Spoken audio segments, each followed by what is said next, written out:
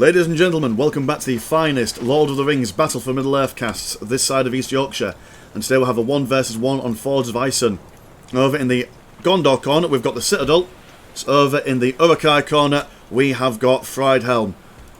Very exciting this. I do quite like the idea of doing the occasional Battle for Middle-earth game. It's been, gods, must have been about like 3 or 4 months since we've done our last one. But you know, I do like to break it up every now and then just to keep the old interest going in my brain at the very least. So we'll see how it goes. We've got some soldiers of Gondor moving down the middle of this map. In fact, we can have a little bit of a zoom out. I do apologise for the artifacting here, but this is generally the map. We've got a big old blue river going right down the middle. Lots of camps for people to claim in the form of outposts. We've got some like wood camps for the orcs over yonder. Battlecry going down for the Uruks over here. We'll try and force away these soldiers of Gondor. They do have, there we go, war chant, 50% damage and 50% armour to targeted units. Will do a fair bit of damage to these force of Gondor, though then again there are 2 units here, and they have popped down a elven wood, so they will destroy this lumber mill fairly quickly, I would say. Uruk-hai going to try and stem the tide of men away from their resource points. Although the men are quite happy just chilling out on the elven woods. Will increase their armour by 40%. Second unit of Uruk-hai moving in. Do have access to a couple of abilities. They can get bloodthirsty, which allows them to kill friendly units for experience reasons. Can also go into a block formation, which is what these guys have done over here, which does increase their armour by 25%. Although these men, pound for pound, are able to tussle with these Uruks. Being flanked a little bit, will fall back to their elven woods for additional armour reasons. While this is going on, the Uruks were down here somewhere. Well, they were somewhere. They were... Oh, there we go. They are doing exactly the same over here. Destroying this human farm. Being pestered around by, I do believe his name is... Ah, yeah, Pippin. Taking down one of the Uruks from long range with his throwing stones. Uruks will just bash away at these farms while they're unprotected.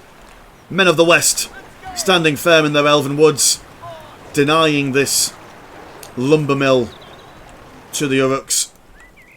Uruks just building up their furnaces. Do have their, what do you call these, Isengard Uruk pit. Guys just chilling out over here. Not much in the way of expansion. This lumber mill is still available for the forces of force of Isengard, shall we say. Going to move in once again. Does look like they'll be able to take down these forces of humans. Going to get a squad wipe down on the right hand side. Then going to collapse on these guys. But it's not the end of the world for the humans. They do have access to, well, what are they going to go for? They've gone for triple armories. Armories will reduce the research cost for any upgrades. They do have to wait till it gets up to rank 2 for any upgrades there. So that's the thing to keep in mind. I'm going to focus on some Gondor Knights, which will be able to absolutely mulch their way through the Uruk warriors. I'm going to stay around on the base for flanking reasons. Well, not flanking, should I say. Sorry, recon reasons. There we go, that's the word I was looking for. That continue bashing away at this farm. Going to have a Gondor well as well, which will help them regen any models. Knights of Gondor now out on the field. Won't bother trying to protect their farms. Quite content on remaining aggressive. This elven wood's still online at the moment. Lumber mill using the forest provided by the elven wood to increase their income. More furnaces coming from the Isengard player. Focusing very much on their economy at the moment. Do have another forest going on down here in preparation for any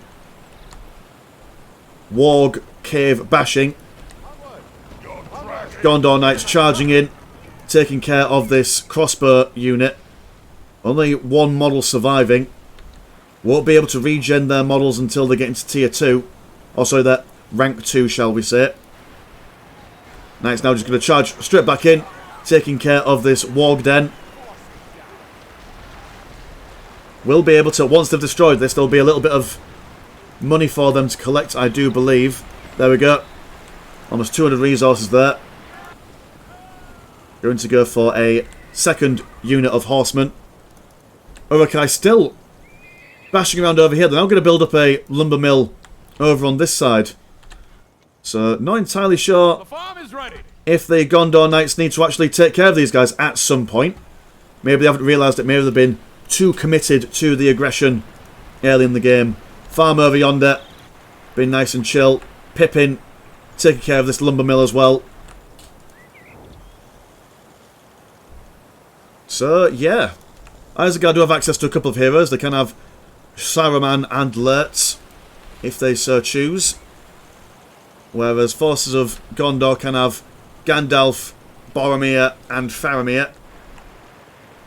So not as many heroes as Rohan does. Rohan has access to the full suite of the Fellowship, with exception to Pippin, Gandalf and those dudes that we prior mentioned. So Pikeman, now out on the field, will do a decent amount of damage to these Gondor riders. These riders, though, are just going to focus on destroying all these lairs, going to open up their farming potential here. Also getting that increased loot and whatnot. Pikeman charging in. Uruks have got very, very high movement speed, from what I understand. Gondor Knights, not wanting to mess with those guys, will fall back. Although they don't have any room for anything else. They have destroyed one of their own farms, so potential for maybe getting an archery, maybe getting a barracks back on the field. Maybe even going just straight into some heroes. And yeah, just constant bashing of these neutral creeps so far. So I suppose, what can the forces of Isengard do for themselves? I mean, they have recruited Lurtz. Don't know where he is at the moment on the field, but he will be somewhere. Lonely Uruk just chilling out in the middle of his crossbow. Farm being bashed down here. Will probably be replaced with a lumber mill or a slaughterhouse, depending on what they fancy. Lumber mill better for when there's lots of trees around you. When those trees dissipate, pop down the slaughterhouse. Pikeman now out. Will do a fair number of damage to these Gondor Knights. Do manage to level up.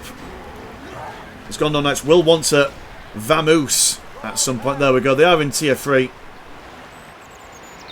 Higher they go in rank, the better they are. They do have heavy armour upgrades, so 60% armour for their units, which is nice. Loads of blacksmiths going on here. So the upgrades are going to be extremely cheap for the Gondor player. Going to primarily focus on these Gondor Knights at the moment. Don't really need to tech into anything serious until the Uruk-hai player does.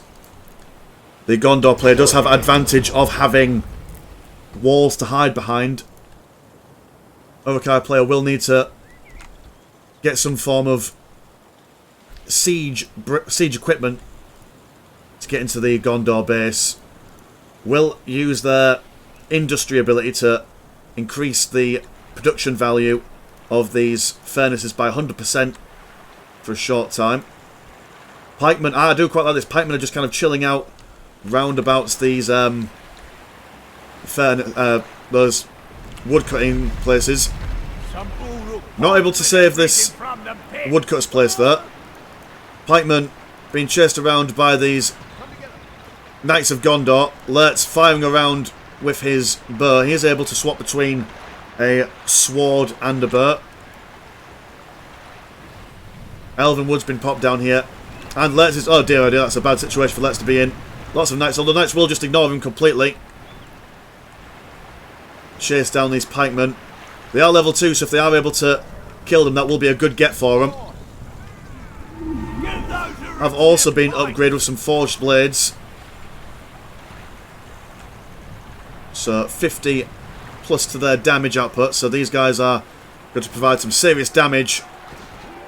Even the pikemen might struggle against this amount of Gondor Knights. Have popped their war chant. Does increase their armour, but a bit of a waste there. And oh dear, we do have some elven allies summoning some elven boys to assist. Only temporary, mind you, but they will at least take down a whole pikeman squad and a, what do you call them, crossbow unit. Boromir charging in. Horn of Gondor blazing. We've improved the smithing. And the sheer amount of towers over here, while going down quite quickly to these Knights of Gondor,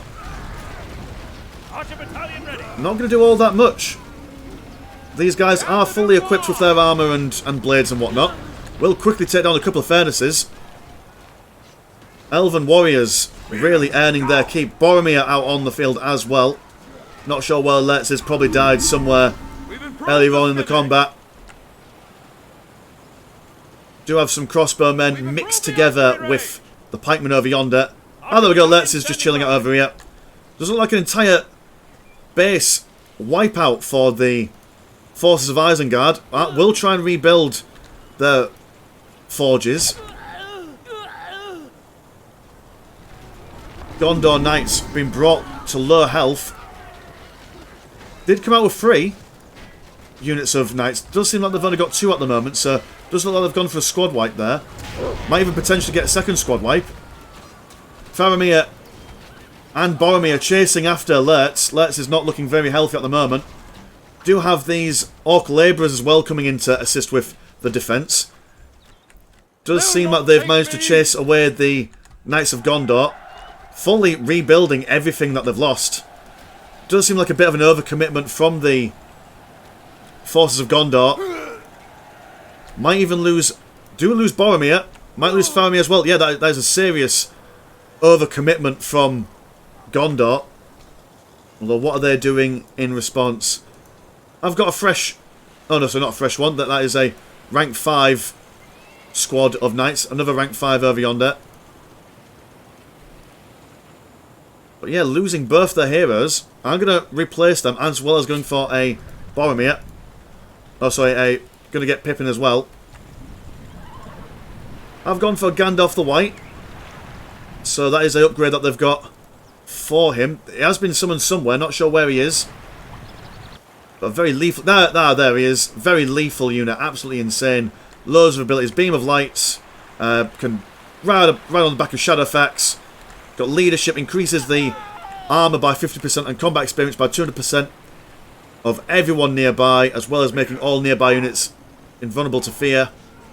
Lightning Sword as well as a Wizard Blast. And they see Gandalf the White moving in to fight for the side of Gondor, and they decide, no, what, we'll just surrender. No point in going up against him. So, yeah, I'll be honest, I had no idea what was going on halfway through that game, more or less, because I'm not familiar with the build orders. But, again, break of routine. I quite like it. Lord of the Rings, you know, rings of power, you know, for diversity and all that jazz. It'll be amazing. Anyway, my name's been Mr. Landchat. Please, as always, never chore. I will see you in a bit. Peace.